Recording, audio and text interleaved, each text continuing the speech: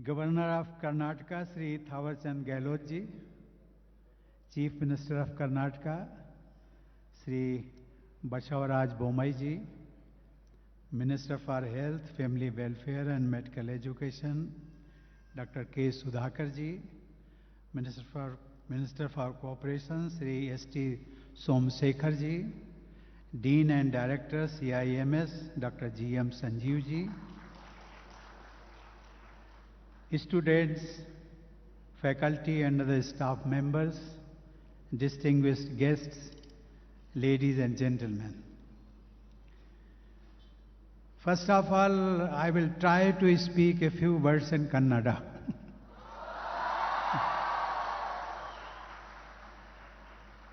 ನನಗೆ ಕರ್ನಾಟಕಕ್ಕೆ ಬರಗೆ ತುಂಬ ಇಷ್ಟ. ನಿಮ್ಮ ಜೊತೆಲೇ ಇರುವುದಕ್ಕೂ ನನಗೆ ತುಂಬ ಸಂತೋಷ.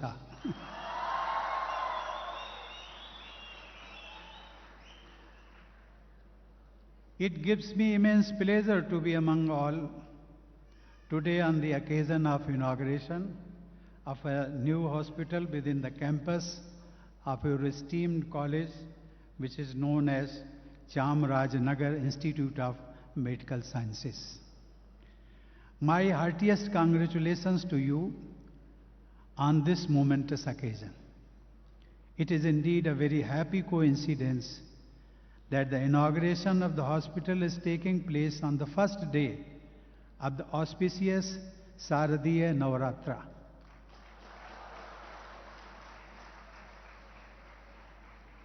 As we all know, the name of this district and your hospital evoke the tradition of worshipping Chamaraja Swami and also the memory of the Vadiyar kings who were named Chamaraja. This region has been fortunate to have had a line of kings who were ahead of the times in thought and action. Maharaja Chamarajendra Vadiyar was a reformer who established Kannada medium school for girls in Mysore as early as 1881. He was also instrumental in Swami Vivekananda attending the Parliament of Religions at Chicago. This legacy of progressive contribution was taken forward by Maharaja Jai Chamaraja Vadiyar, who was the first ruler of a princely state to sign the instrument of accession after independence. I like to describe him as a monarch democrat. He blended the rich tradition of Mysore with the best of Western civilization. He promoted arts and culture. He enriched Kannada language and literature. He provided strong support to entrepreneurship and industry too. Due to popular demand, as we all know, he was appointed as governor of the newly formed state of Mysore, which was later on renamed as Karnataka. I have spoken about the contribution of the Vadiyar kings with a view to making the young students who are present here, to make them aware of the ideal of service to humanity followed by those kings. As medical students and later in life as healthcare providers, you must work with the spirit of service and compassion demonstrated by the noble kings of Mysore. My dear students, I am happy to know that CIMS is breaking new ground of learning as the first medical college in Chamarajanagar district. I have also been told that in this institute about 750 students are being trained as doctors, while about 100 students are receiving education in nursing. The students have come here from all parts of the country, from as far as Jammu and Kashmir in the north, and also from Assam in the northeast, besides the nearby states in the south. That makes this teaching hospital a perfect example of unity in diversity and looks like a mini India. It makes me very happy to note that out of 750 medical students, about 300 are women. Why don't you give a big hand?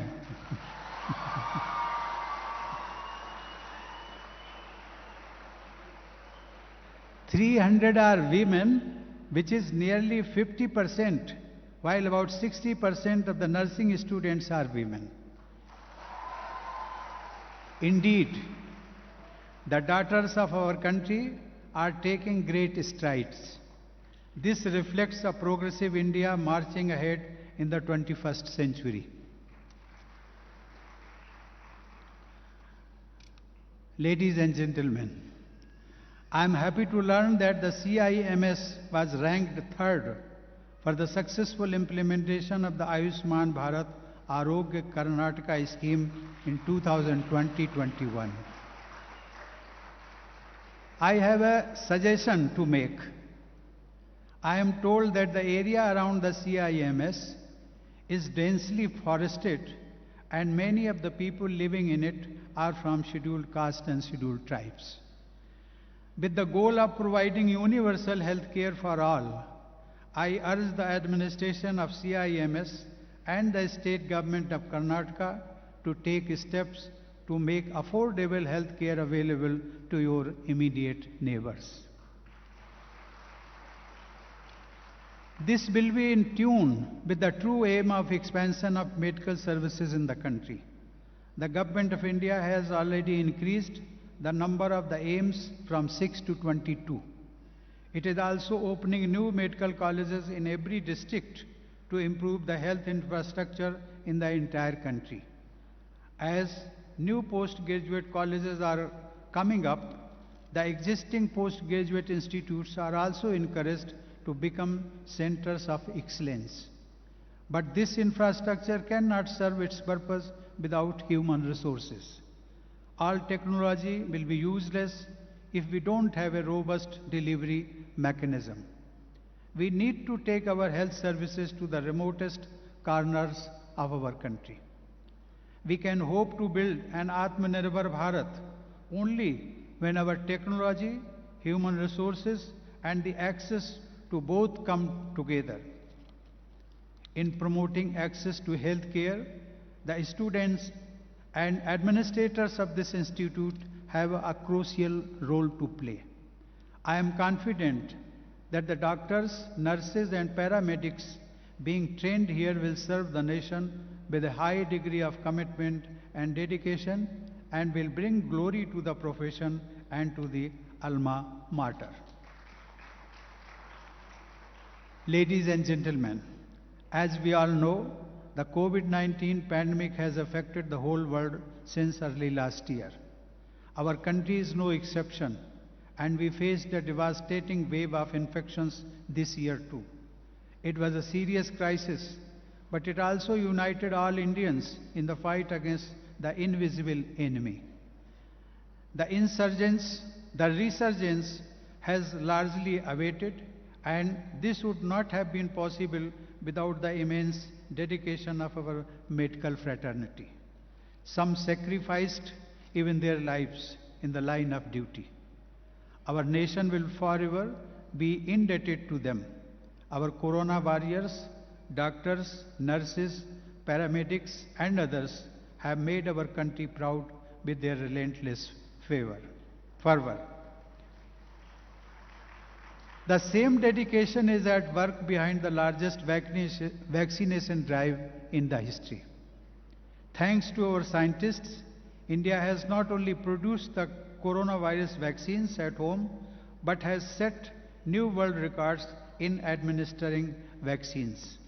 In a single day, we all know, we managed to vaccinate close to 25 million people, and our cumulative coverage will soon cross the 1 billion mark.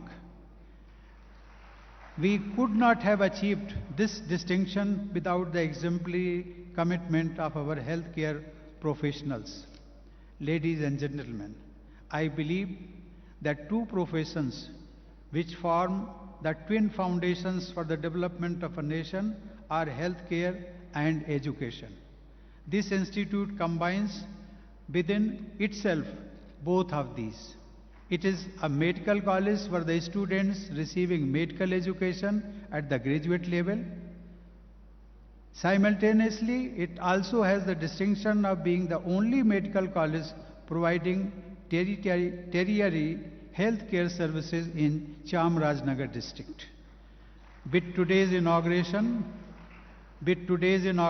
of this 450-bed hospital, it would provide more opportunities for practical experience and training to the budding talent over here.